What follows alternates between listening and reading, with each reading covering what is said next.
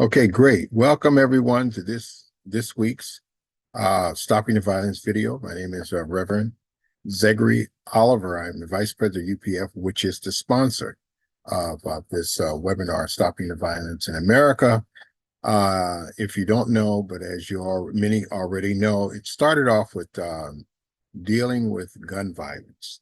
The founder of UPF, Dr. Hakshahan Moon, really had a concern about gun violence in America because America is a very centralized nation that if we resolve here, we can play a really critical platform in resolving around the world because the world watches America. So as we moved on and started dealing with the issue of gun violence, what we discovered was that there are best practices out there. There's a plethora of wonderful individuals out there from the political arena, and from the faith leader arena, the activist arena, community activists, and also from the mental health arena, and just several educational arenas that have come on and have played a very critical role in their little areas in preventing violence or playing a role in helping the healing of post-violence.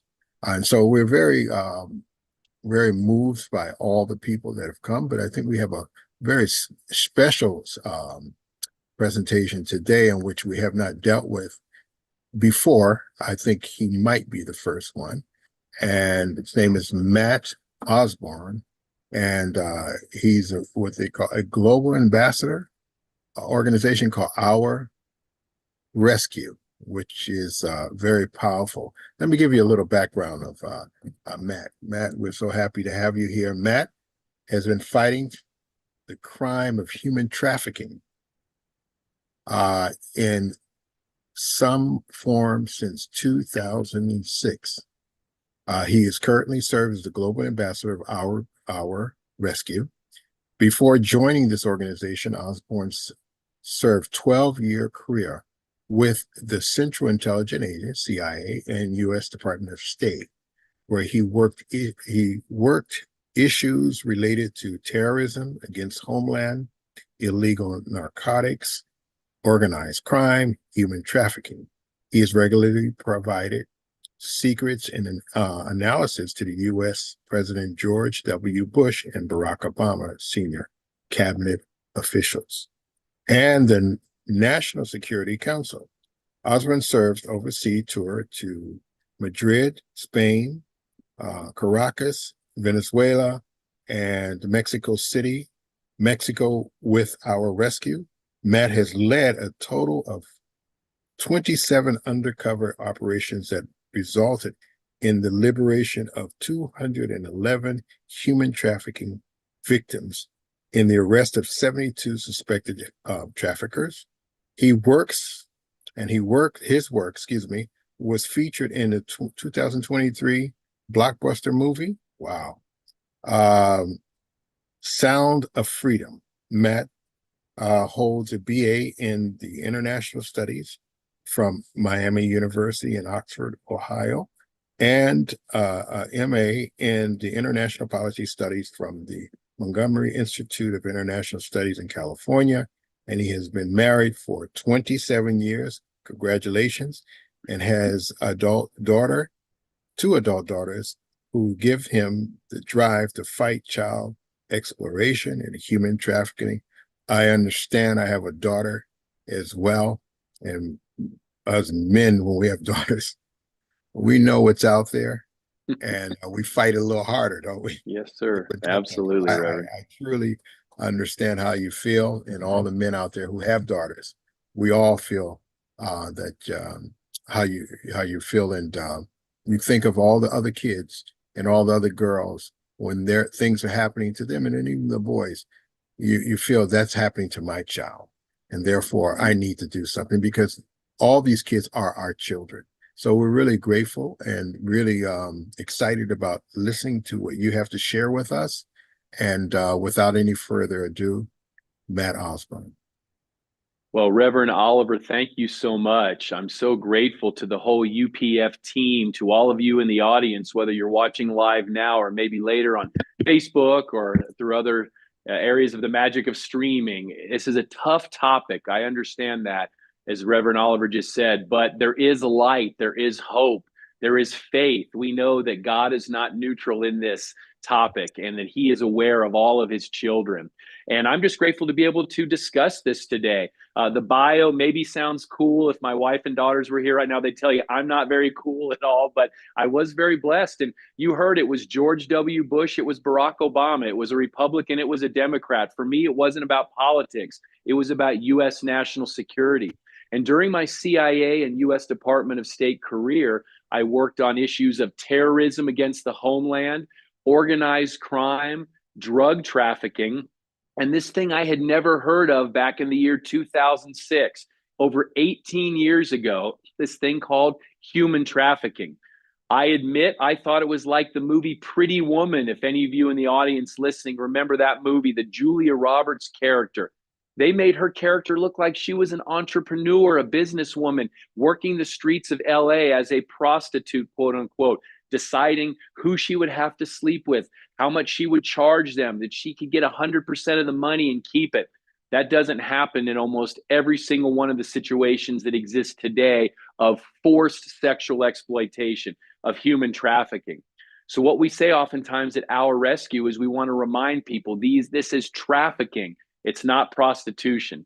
These are victims and not volunteers. So I'm going to take some time and talk a little bit about human trafficking, a little bit about what our organization does to fight it. I invite those of you in the audience to ask questions. We may be able to get to some of them or all of them. If not, we can, with the UPF team in the coming days and weeks, we can try to answer more of these questions, perhaps come back and discuss. But Reverend Oliver, thank you and to your team to talk about Stop Crime, Stop Violence. And yes, you talked about gun violence. That's how you started. And so much of human trafficking is tied up in the underworld of organized crime, gun violence as well, exploitation. So we think it is all tied together. But this issue of human trafficking, this is the fastest growing criminal enterprise in the world. It has already eclipsed the illegal arms trade in terms of how much money it brings in. We think soon it will eclipse the drug trade.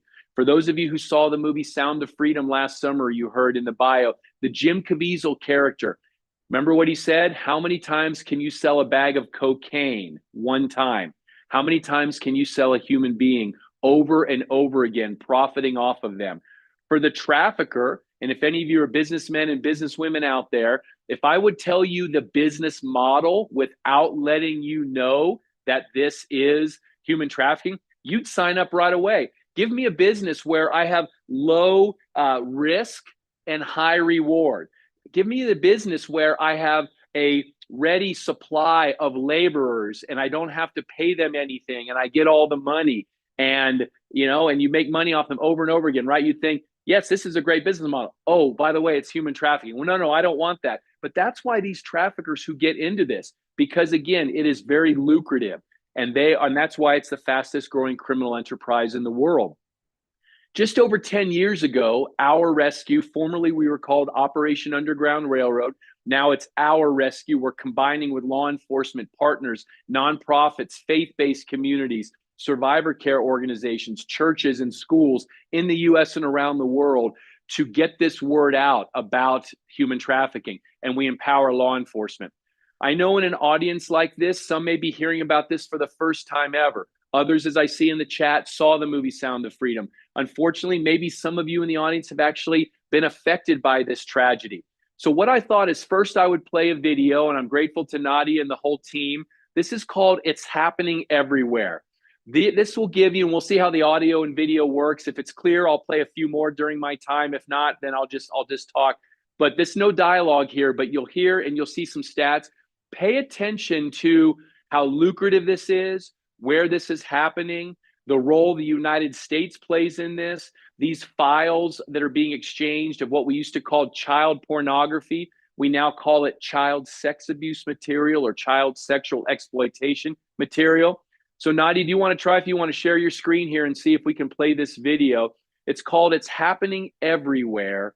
And this is the exact word we're trying to get out for our educational purposes.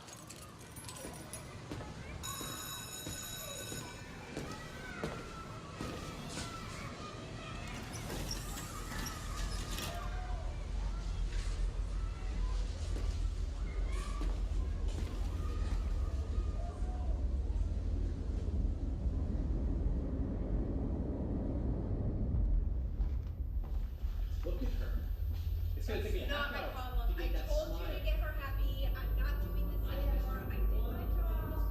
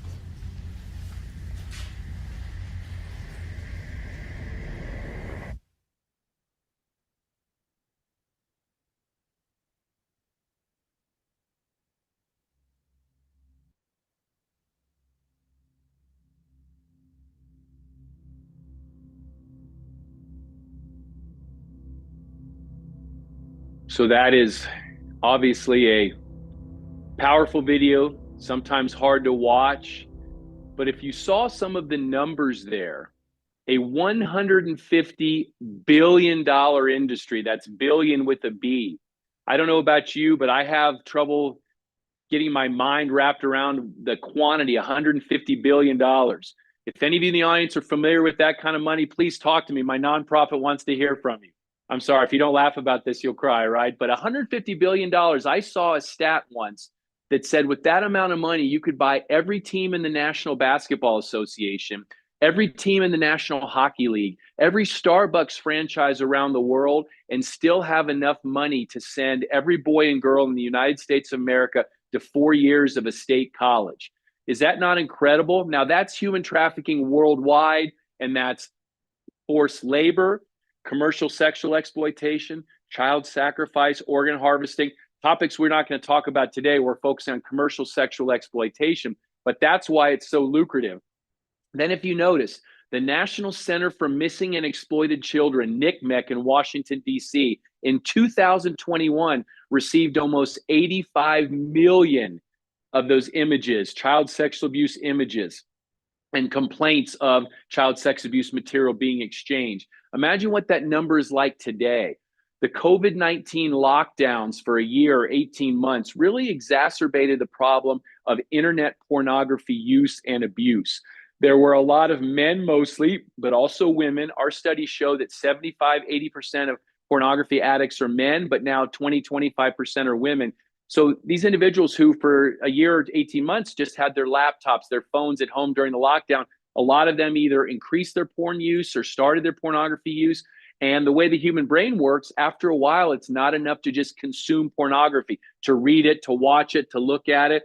You have to be what's called a contact offender, to actually go and abuse another human being, a boy or a girl, a woman or a man. And that's what we saw in our partners around the world.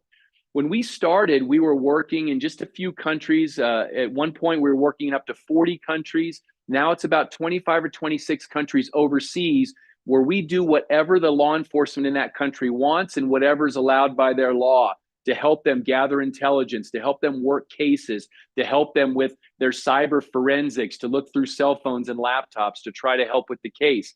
In the United States, the human trafficking problem is very serious. I don't want us to think like I used to think back in the day. This is just in Thailand. This is maybe in Colombia, maybe Africa. Okay, maybe close to home, maybe Mexico. I've been to Cancun. I've been to, Cabo San Lucas, and it looks like there are table dance bars, these things. But let's not kid ourselves. It's in the United States. let's also not kid ourselves. This is not just a New York and a Los Angeles thing, or a Dallas, Texas, where I live. This is in small rural areas as well. And yes, we have a debate in our country right now about the border, the open border, immigration issues. I'm not talking politics, but I'm saying even if the border was closed tomorrow, the vast majority of trafficking victims in the United States would still be, as they always have been, American citizens, US citizens. Vulnerable populations are who are being preyed upon by traffickers. Traffickers spot and groom and assess girls mostly, but also boys, women, but also men, to see who needs food, clothing, shelter, who needs safety and security, who needs a sense of belonging and love. It's Maslow's hierarchy of needs, if you remember from your school days. And this is what these traffickers seek to fill in these gaps. So in the United States now, we are very active supporting local, state, federal law enforcement. Well, because the law enforcement in the United States is head and shoulders above that of most other countries around the world, I would even say all countries around the world, our law enforcement is on the front lines doing what they can every single day, but they need more support. So that's where our rescue comes in. With our donations that we collect, we can then provide funding, training, tools, and technology to law enforcement who are on the front lines trying to do the best they can with the limitations that they're under. We have several tools in our tool belt, and one of the greatest ones, I think, the cutest ones, if you will, and you'll see what I mean in a minute, if any of you dog lovers out there, everyone's heard of a bomb-sniffing dog and a drug-sniffing dog, I would imagine. These dogs, the dogs that we supply, are called electronic storage detection dogs, or electronic storage device dogs. Think about any digital media. It could be a cell phone, it could be a laptop, it could be a hard drive, it could be a USB thumb drive. Think about how small those are, a micro SD card. These predators, child pornographers, sex buyers, pedophiles, let's call them for what they are, they keep their child pornography and child sex abuse material stored on phones and stored on laptops and stored on thumb drives. Think about how easy it would be for a criminal to hide a micro SD card in his house, to hide a USB thumb drive. Law enforcement comes in and they use the human eye and ear, and it can only find so much. There are dogs that can sniff out a little glue compound, a spray that's put on the micro circuit board in all of these electronic storage devices I just mentioned to keep them from overheating. These dogs are cute, they're floppy-eared Labradors, and they can find everything. So this next video is called ESD Canine Dogs Can Detect Anything. Watch these dogs, watch them in action, hear about why they're so vital in this fight, and on the back end, we'll tell you a few more stories about these amazing four-legged heroes.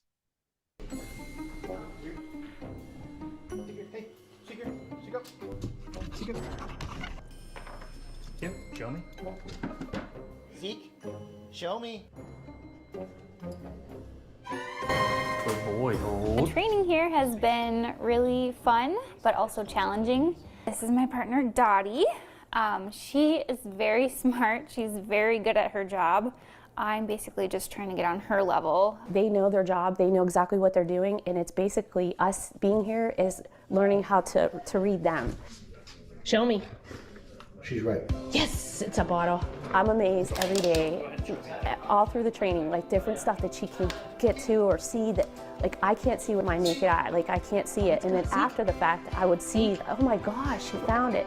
You really do have to make an effort to have a close bond with them, because if you don't, you won't be able to tell when they're actually onto something. Show me. Door down here.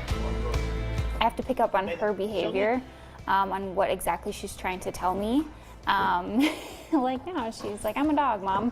And then when we go back home, she likes to play with toys. She's just like a normal dog. Everybody who has any kind of contraband does their best to hide it. The difference being that if you execute a search warrant on a narcotics case and you miss some drugs, then you've missed some drugs. In these cases with cybercrimes, if you miss child sex abuse material, you may have left a child in a situation in which they're being abused and didn't have the evidence you needed in order to either remove those children or make an arrest on an individual that is engaging in that behavior. Kids are very innocent and they don't know any better and they don't do anything wrong. So for us to be able to help them in any way we can is super huge. So just knowing that I'm doing a better thing for people that kind of don't always have a voice, that makes me feel good. Every time I see a dog find this piece of evidence in this training, I'm thinking, there's another victim that's going to be saved. OER has been great, very supportive, answering my questions about the program, and really helped us and my department in building this program and getting it, off the ground and running. Anytime we pick up the phone and ask, OER's there. Like, what do you guys need, or what can we do? And that's important for us, and it's a great partnership between the private sector and the Sheriff's Department. I talk with a lot of agencies, and one thing I know they would all want me to do, if I can have a chance to talk to all the people that are donating, however amount they can or whatever amount it is, they would want to say thank you. And it never would happen if it wasn't for all the donors, so thank you. You can imagine that this ESD canine program, electronic storage detection canine program, is one of our most popular because of these amazing animals. These dogs are trained in Indianapolis, Indiana by a former firefighter who was able to isolate the accelerant where a fire started. And these dogs could sniff that out so they could see if it was an arson case or if the fire was caused by natural causes. Well, someone from a federal government agency, law enforcement agency said, do you think these type of dogs can sniff out a digital storage device, electronic storage device? And the handler said, I don't know, let's get someone much smarter than me to tear apart the device and look to see if we can isolate any type of smell or compound. And this chemical compound, chemical symbol TPPO, was what is on these devices. There are 150 of these types of dogs, again, all Labradors, all around the country of the US and all around the world, and our rescue has supplied over 100 of them. These dogs got the claim to fame, so to speak, their first main case. If those of you remember years ago, the Subway sandwich pitchman, Jared Fogle. Jared Fogle had a warrant out because he had been talking about different things with minors and having sex with minors. It was enough to get a warrant to search his house. Well, law enforcement couldn't find his stash of child sex abuse material. So one of these dogs was brought in. It wasn't one of our rescued dogs at that point. That's how we heard about it. And these dogs now are a true game changer. So I wanted to share that with you as well, because these type of tools that we, through thanks of donors, are able to put in different task forces, police departments, sheriff's offices around the country and now around the world. We basically do whatever law enforcement needs and where they need help, where we can fill the gaps to fight this criminal enterprise. Sometimes they're small cases, sometimes they're large, sometimes, as I said, urban areas, rural. Sometimes it's a very dangerous organized crime network or cartel. Sometimes it's just someone, unfortunately, pimping out their own child. And that gets to our secondary pillar of survivor care. We have 3 pillars: law enforcement support that I just discussed. And obviously I'm going fast, so we have time for discussion, questions. Survivor care is our second. And then the last one I'll end on is prevention and education. Think about the trauma of a victim and a survivor if your own mother sold you into this, or if you were sexually abused numerous times per hour, numerous times per day, sold by traffickers, that you never really felt like you had a first chance at life. Can we get you a second chance? We have an amazing survivor care team that vets and partners and supplies survivor care organizations, aftercare homes in the US and around the world. But it's important to know, again, some of the trauma, some of the situations that these survivors have gone through. So this next video we will play is an actor, and she's reading, but the script, but it was based on a letter written by an actual survivor helped by our rescue. And it's called I Was a Victim of Trafficking as well. Listen to her story now as you listen to this video, and imagine this is what's happening around the world and in the United States of America today, even as we speak. I wish we could get to all of them, but we can't. So think about girls just like this. She was trafficked in the Dominican Republic, but this is sort of a microcosm that's happening in the US and around the world every single day. It's why our groups like Our Rescue exist to fight this. And it's why we need groups and amazing organizations like UPF to rally on topics such as this. My story begins with being in need.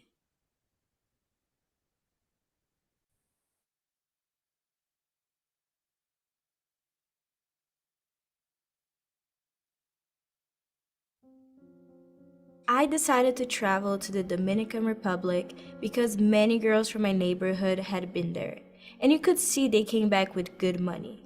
I got the contact through a girl from my neighborhood. She put me in touch with the person that would get me there. On April 21st, 2022, I embarked on my journey from Colombia to the Dominican Republic. I arrived in and was picked up from the airport and taken to the hotel where I would live. The next day, they started asking me to take pictures in lingerie. At the beginning, I cried a lot because it was a very different world from what I was used to. It wasn't the place for me, and I took a risk going there because of my ambition of having money and getting out of that. This world isn't what everybody tells you it is. That it's easy to sleep with somebody and that's it, and then they give you $200. It's very hard when you don't want to and it's someone unpleasant. August 4th, 2022, it seems like it was yesterday. I still get emotional remembering that date because that morning they knocked on the door so persistently, and when I saw all these armed men come in, they said we were under the protection of the Dominican Republic police and that we had been victims of human trafficking. I cried like a little girl because I didn't understand what was happening in that moment. They took us to a shelter and the people in charge of us were good to us. They were angels in the hell we came from. They helped me a lot to think things through, to realize what had been done to me. They treated us all so well. They were so nice, I would never get tired of thanking them. Even the police officers in charge were very kind. The day came when I got to go home. I won't deny it. I cried tears of happiness.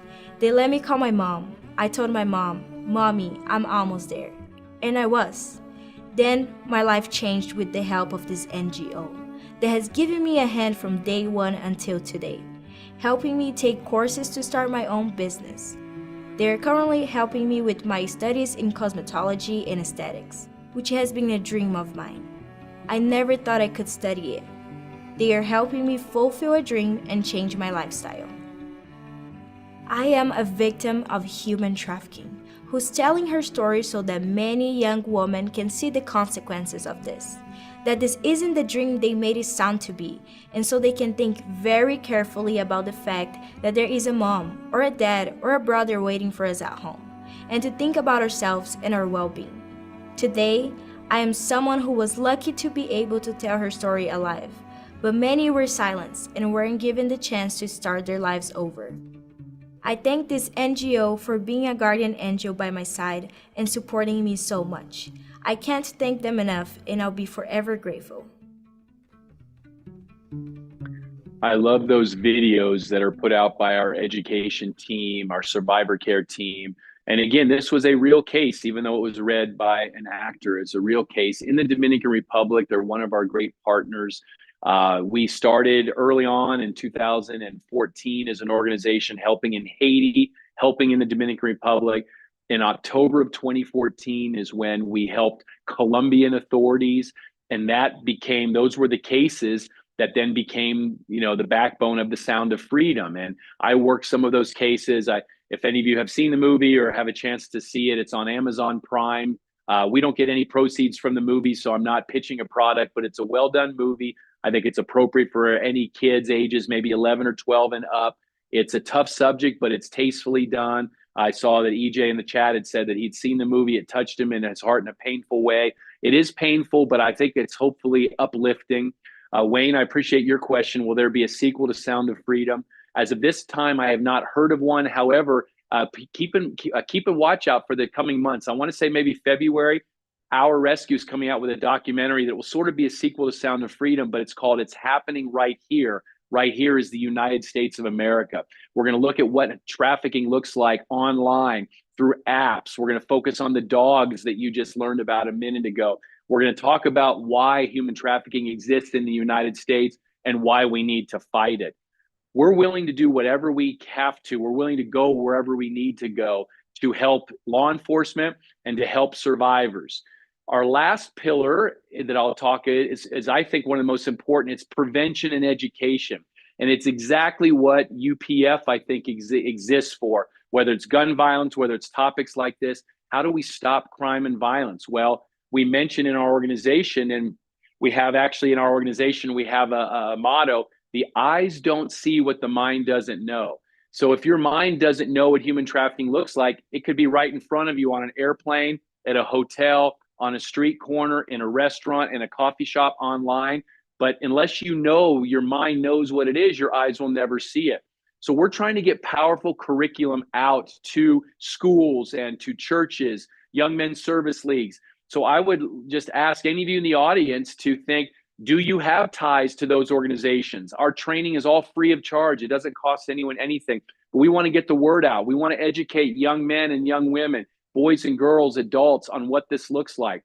I'm going to play 2 short videos more, and then I'll be done. This next one is myths versus reality. Oftentimes there are too many myths of what human trafficking looks like. We think, oh, it's a white paneled van, or it's a creepy guy in a trench coat who's going to kidnap my child.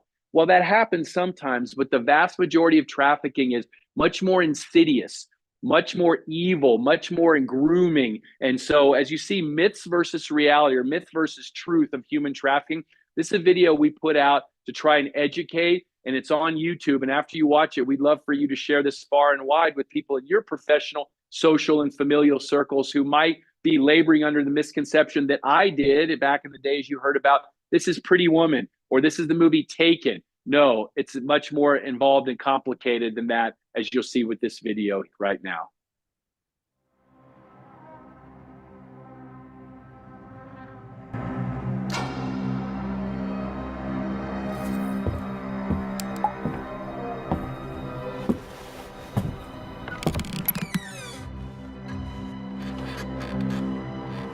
Hey, beautiful. Don't go too far now. You've got 3 more guys coming tonight.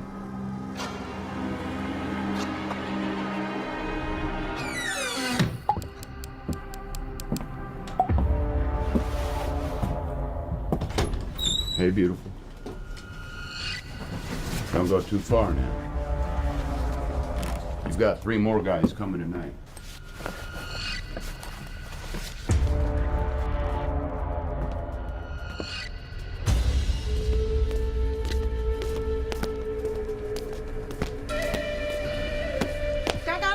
说一点都不舒服，下次改进一点。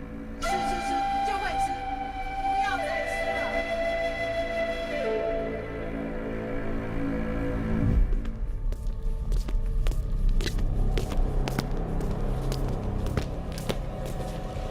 刚刚那个客人说一点都不舒服，你下次麻烦好一点。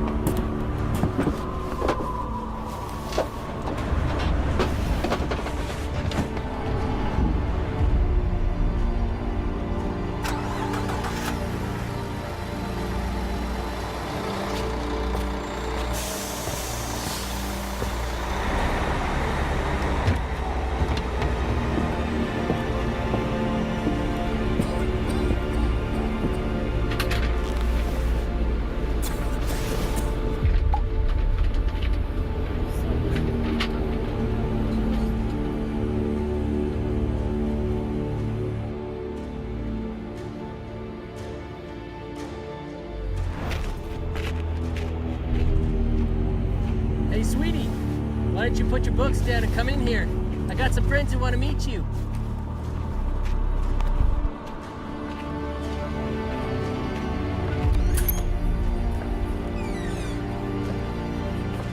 Hi, sweetie. Why don't you put your books down and come on in? Because I have some friends that want to meet you.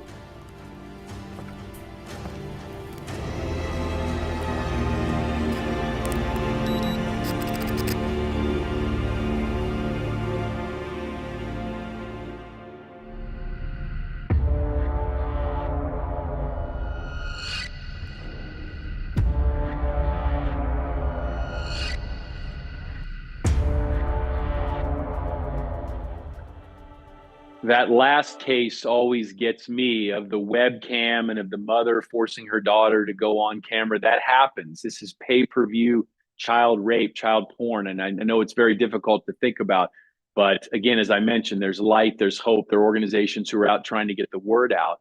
And I'll wrap up with this in the last 5 minutes here, and then hopefully we can have question and answer discussion. Reverend Oliver and I talked about this right before the show started, where I feel so powerful, that it's so important to reach out to men, that this can't just be a woman's issue, this human trafficking, sexual exploitation.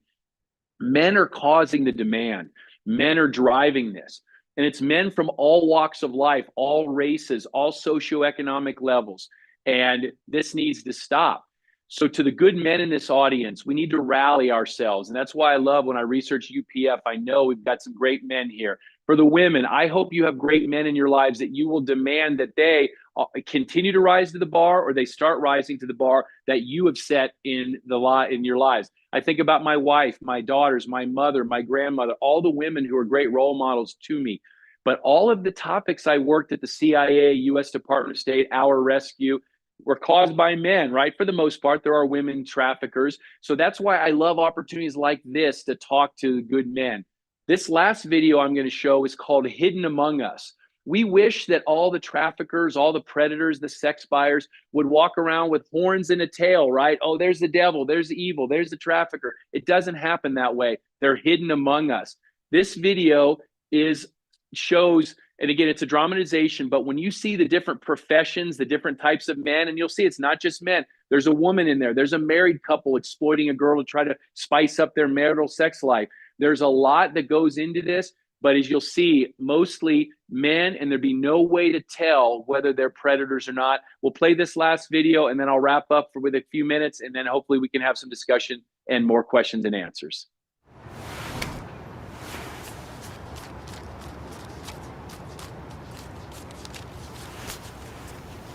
Thanks again for your business. Enjoy.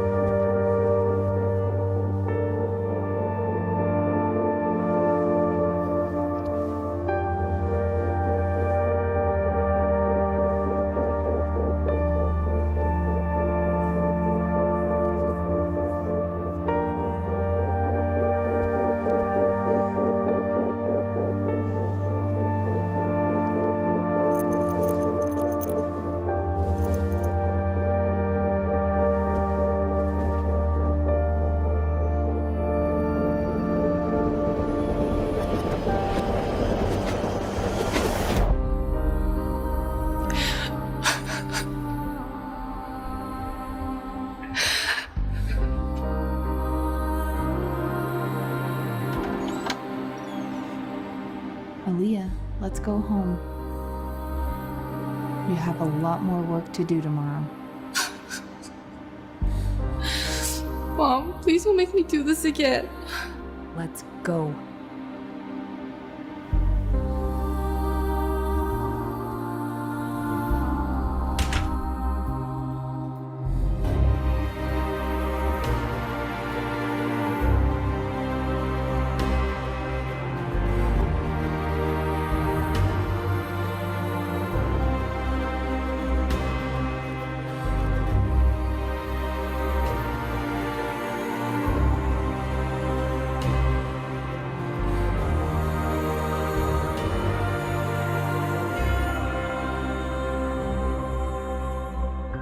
So again, I know that's a tough video to watch, but again, we're not making this up, right? Every one of those cases, every one of those people who came in is emblematic of a case that we have helped law enforcement work either overseas or in the United States. This exists. The demand is fueling this. So we get into schools, we get into churches, young men's service leagues, and we talk to young men about what healthy masculinity is and what toxic masculinity is. What's Christ-like masculinity and what's the masculinity, the lies that our young men and adult men are being told by society of what a real man is. We talk about the dangers of pornography, of sexting, of over-objectification or of objectification of women, and how this is all tied together. And we rally young men to be men with more intolerant of bad locker room talk, more respectful of women and girls, and more respectful of themselves. Our program is called Stop the Demand with MAN capitalized. We don't treat the men and boys with whom we speak as the predators, as the problem. We treat them as the solution. We treat them as the hope. This is an uplifting and powerful curriculum, and we'd love to share this with you anywhere where you think it would be well received. Our website is ourrescue.org. That's OURrescue.org if you want to learn more about our programs and how to support. You can learn more about our canine dog program. So Barbara, thank you for your question. How do you know if these ESD canines are being used by your local law enforcement? You can ask them. You can ask if they're aware of this. You can let them know this is free of charge. As long as they have a man or woman in their police force or sheriff's office willing to be trained as a canine handler, we pay for the dog, we pay for the training, we take care of all of that. Wayne, I encourage everyone to look in the chat to see Wayne's very powerful statements here about what motivates him. That's what motivates me as well. We Americans are causing this, but we Americans can join with other countries around the world to solve this. We can encourage each of us to rise up to do something. So Reverend Oliver, I'll stop here. I wanted to thank you for this opportunity. Thanks UPF for all that you're doing, all that you have done, are doing, and I know you will do to shine a light on really difficult topics, whether it's gun violence, other types of violence, or child and commercial sexual exploitation and human trafficking. Remember, it's the parable of the starfish. We might not be able to get to all the starfish on the beach, but we can save that one, make a difference to that one. We have helped over 9,000 starfish. We are continuing to work every single day to empower law enforcement to ensure that God's precious children are not for sale, to ensure that children can sleep easy at night. But the only way we're going to be able to do this is with amazing men and women like you in this audience. So thank you so very much. Reverend Oliver, I'll turn it over to you.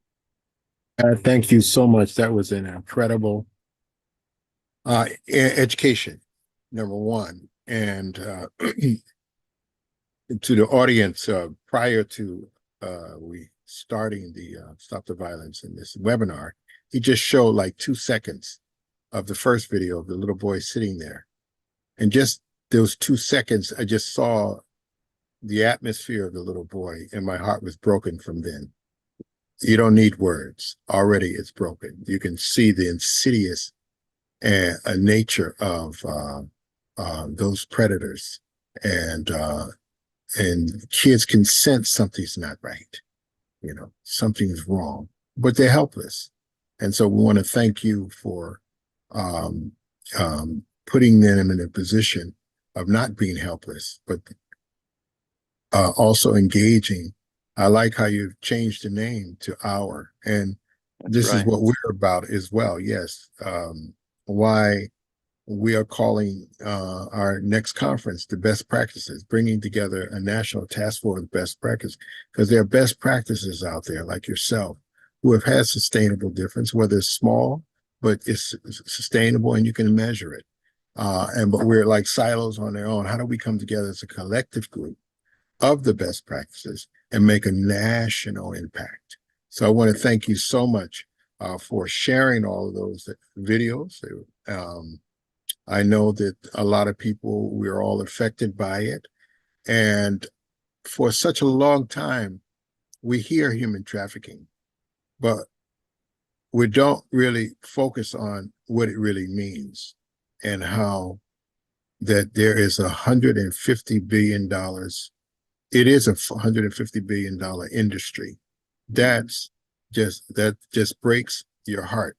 but by people like yourself bringing it out, and helping us to see more clearly that there is an issue and we can be part of the solution as well.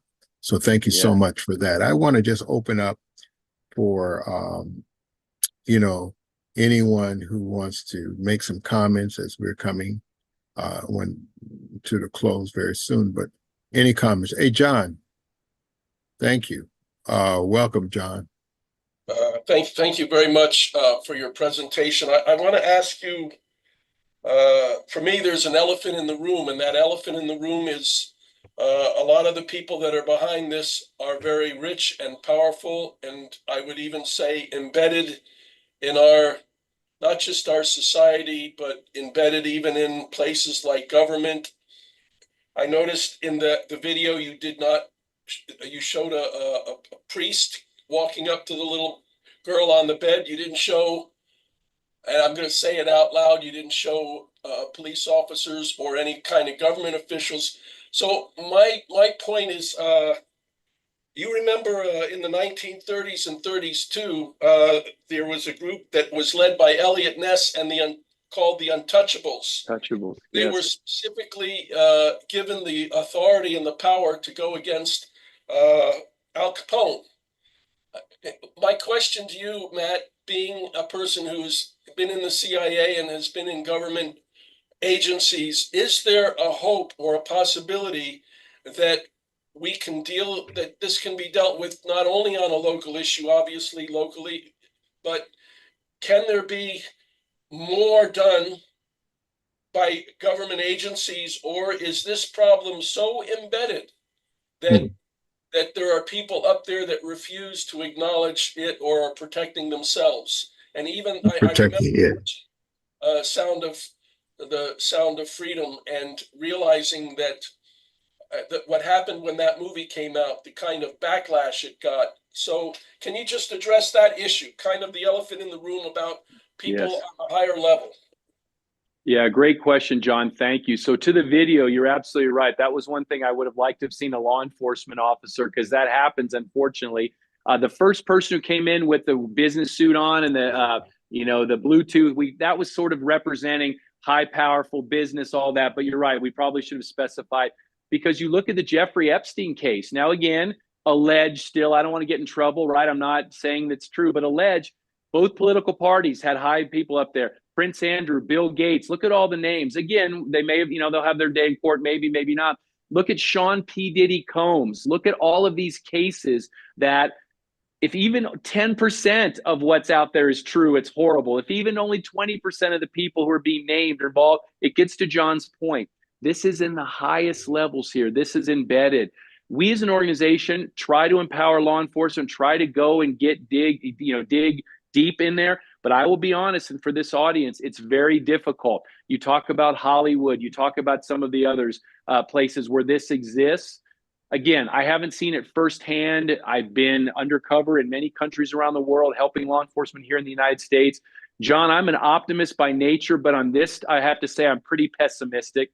I'm pretty pessimistic that we'll always get to the root, or that we'll ever get to the root of this. And I'll use just one example. People are familiar with the Jeffrey Epstein case and his right-hand woman, Ghislaine Maxwell, who's still in jail.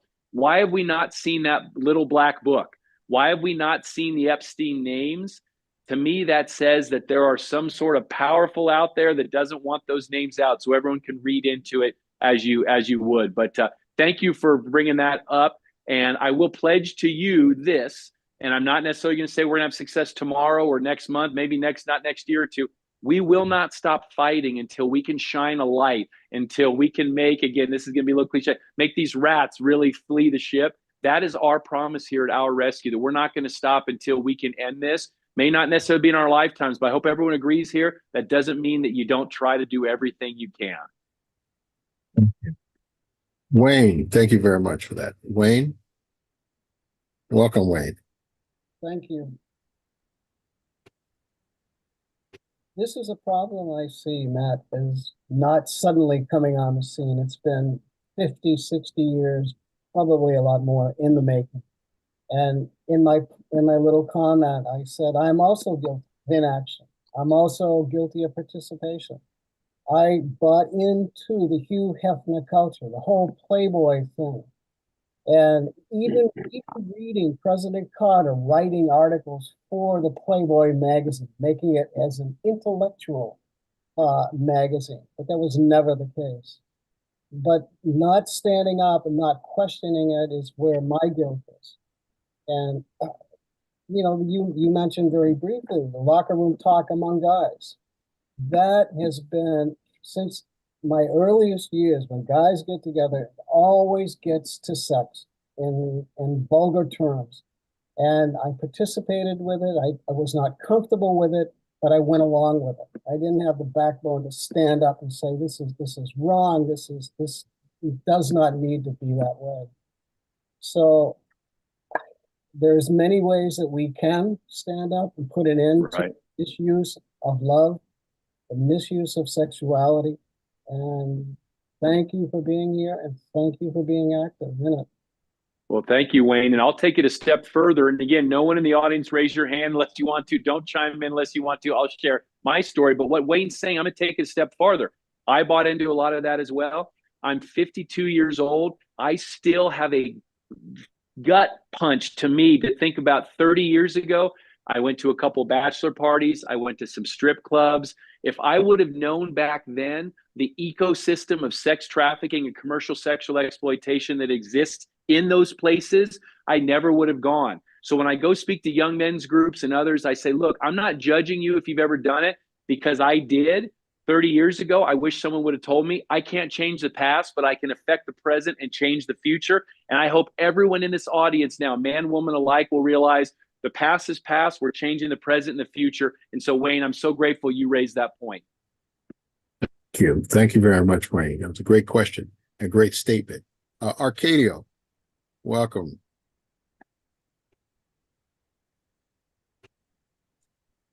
You're muted, Arcadio. Hello? You hear me now? Yes. There you go. Yeah, yes, sir. Okay. So very informative and thought-provoking. The first thing that came to my mind is that, you know, how I could get this subject matter in the curriculum I already teach in the youth detention centers. I do a couple of classes, and we do talk about, you know, what it means to be a man. So I think for me, what this is going to compel me to do on a personal level is start bringing the information in, teaching these young men and women about this right from the start. So yeah, it's very, very informative, and I know it's going to allow me to do my little part too. Well, Arcadio, thank you. At our website, sorry, I'll just real quick, our website, ourrescue.org. I'd love to get in touch with you.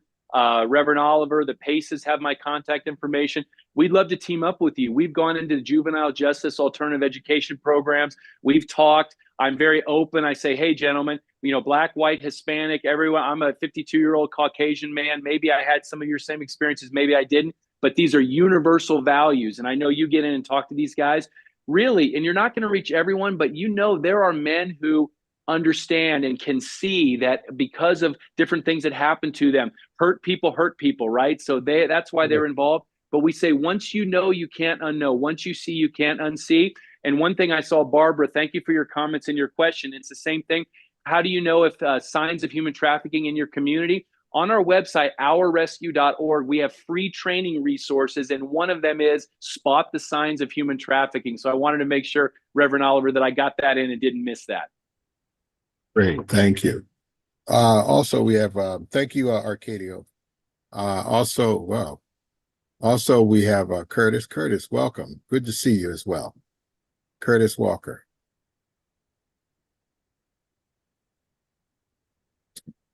Good to see you. Thank you very much. A few minutes ago, someone mentioned how he was sucked in by the Hugh Hefner culture.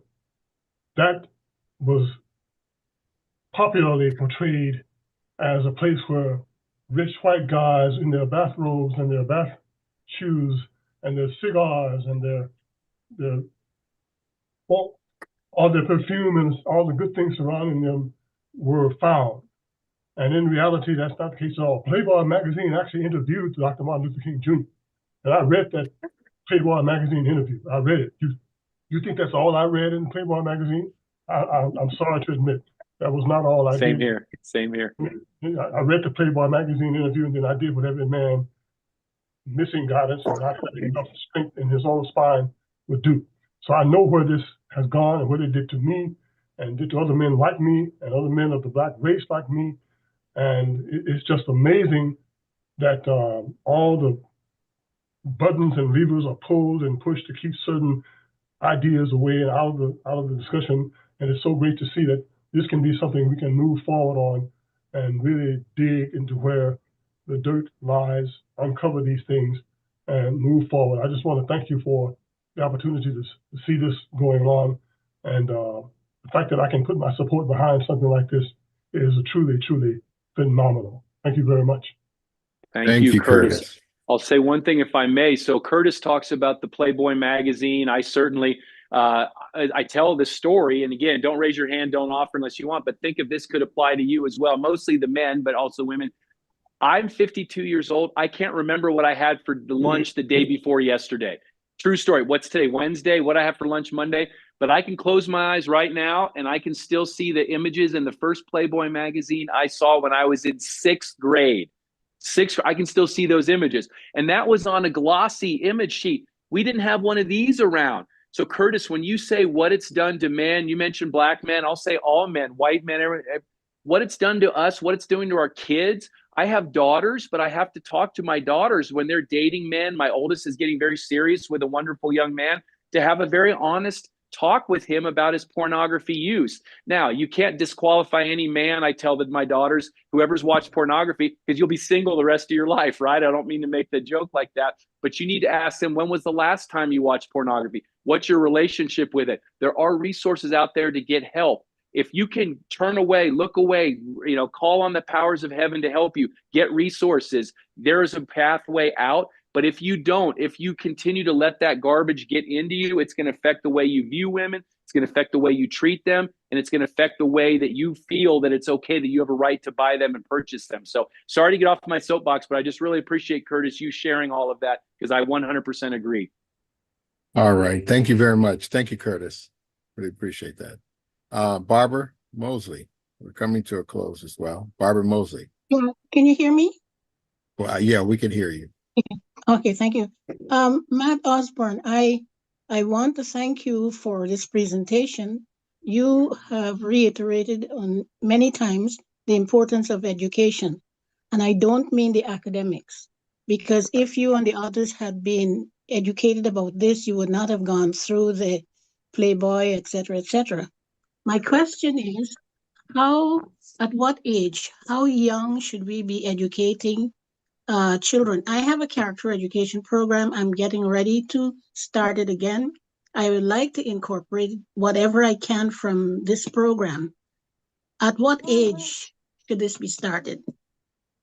So thank you, Barbara. What I always say to parents and grandparents is, you will know better than I do what age is appropriate for your child and grandchild. For those of you who are educators, I would say that you start as early as you think you can provide appropriate materials. I will say one book that's called Good Pictures, Bad Pictures. If you Google Good Pictures, Bad Pictures, that is a book for very young children about what pornography looks like. Then if you go to netsmarts.org, and perhaps I can share with Sharon Pace, maybe Reverend Oliver, some of these resources afterwards, netsmarts.org, and there's a Z at the end, netsmarts.org. They have videos and material age appropriate from, I think, elementary school, middle school, high school. We need to have these conversations as early as possible, but we need to do it in an appropriate way. One of my colleagues on our survivor care team found a stat. Do you know the average amount of time the average parent spends talking to their children about sexual exploitation, these type of problems in their whole lifetime? 46 minutes. 46 minutes. We need to increase that. Thank you. Yeah. Okay, one last thing. Can you say that, is it netsmarts.org? Yeah, netsmarts.org, and there's a Z. So NETSMARTZ, netsmarts.org, and you'll see it there. Thank you very much. Yeah, thank you, Barbara. That's a great question. I have one more hand up. Daryl, did you wanted to say something? Oh yeah, thank you so much, Reverend Oliver, and thank you so much, Matt. God bless you, bro. I really appreciate what you did, and Thank you, yeah, sir. and without question, and my wife and I, we both saw it. The Sound of Freedom, and it was heartbreaking. And the fact that I forgot how many.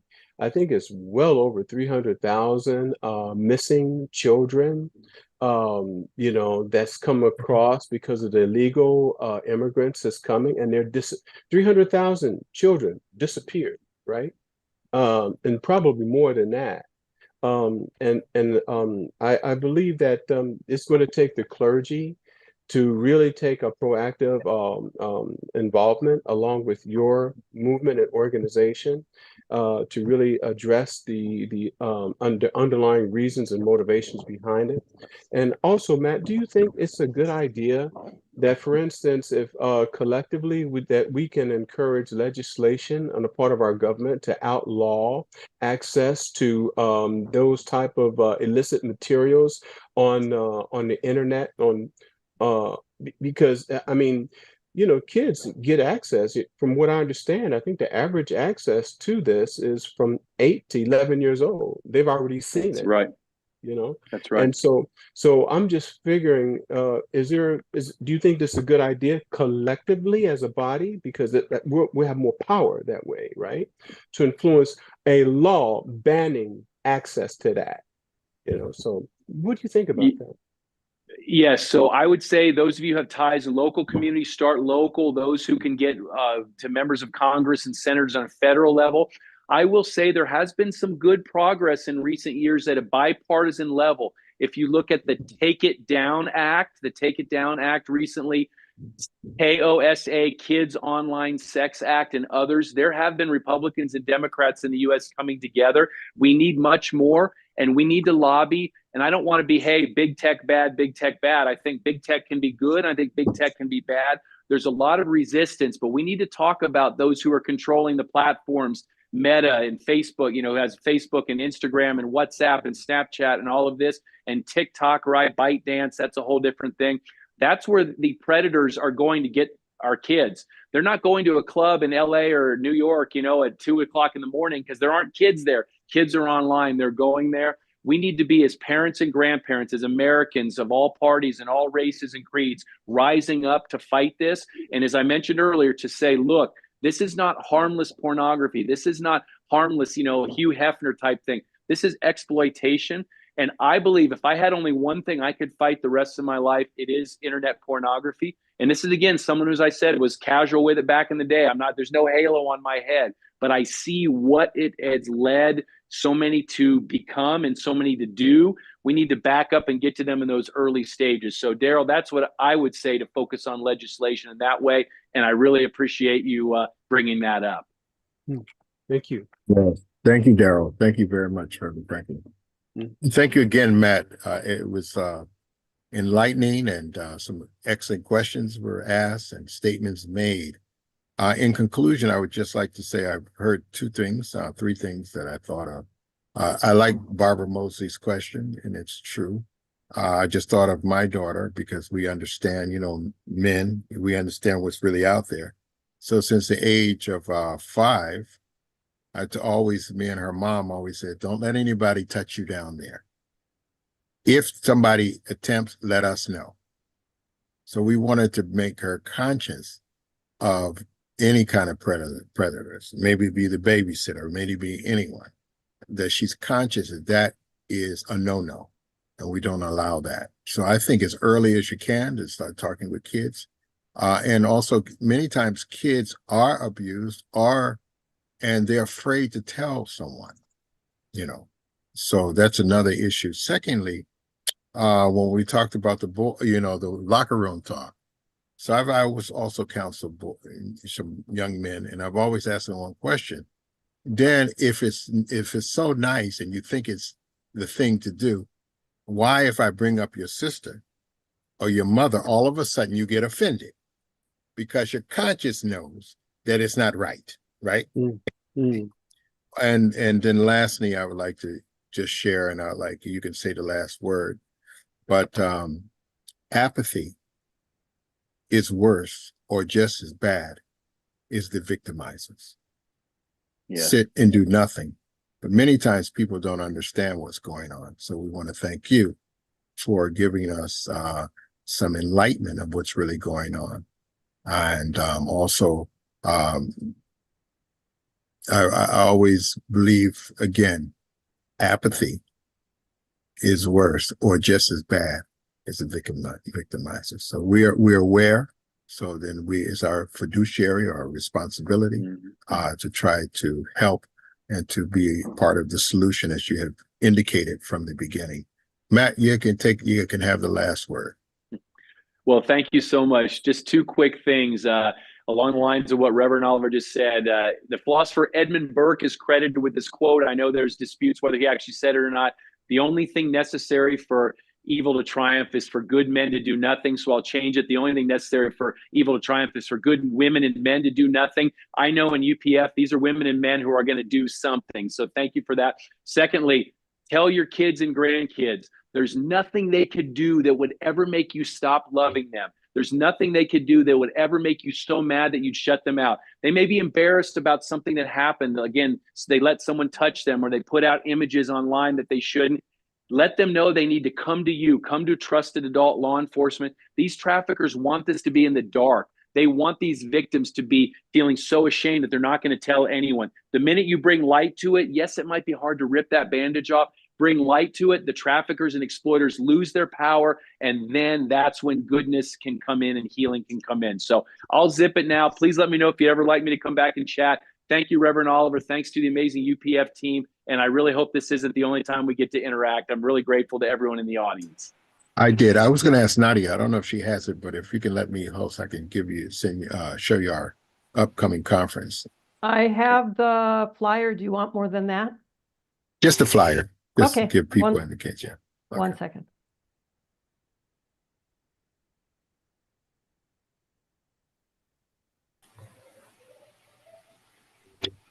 So we would love for you to come. We'd like to join us. As I indicated, is a national conference on stopping the violence. And our theme is the National Stopping the Violence Best Practices Task Force. So like-minded people coming from different varieties of areas that they have played an integral and very successful role in prevention, whether it be all sorts of crime. And now we're happy to have you part of this as well, and which is just amazing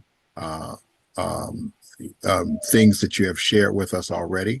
And it's just mind-boggling, as you had indicated, to know to realize how much money that is spent and that is generated in such these heinous acts that are against our young people, our children, and just human beings in general. God bless you and thank you so much. It's on December 30. We're asking people to come on December 13th. And it will leave on December 15th. And we'll bring it's really targeting the 100 or so people who have come on. Now that we can get together because the 100 or so people have shared their best practices. It's just like that dog.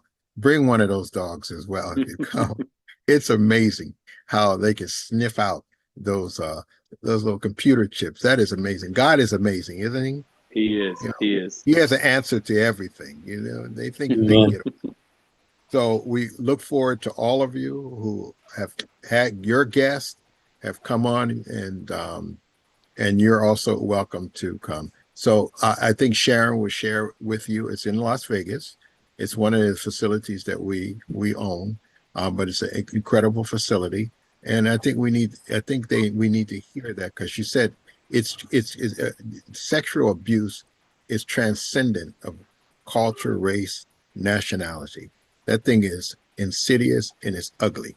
Thank you so much. God bless everyone for coming on. Thank you. It was good to see you, Reverend Franklin, Reverend Walker. It was good to see you. I haven't seen you much, but it's good to hear your voice, my brother. And everyone here, Barbara, and everyone who spoke, Wayne, always champion. Matt, thank you so much for coming. Thank you, everybody. Thank you, Matt. Yeah, thank you, Matt. Thank you very much. Thank you. Superb. Thank you, Matt. So Thank much. you. God bless. God Thank bless you, one If and you everyone. can't come yourself, Matt, send a representative. Send someone representing you if you can't make it yourself. Thank you, John. I'll definitely look into it with my colleagues. Thank you, sir.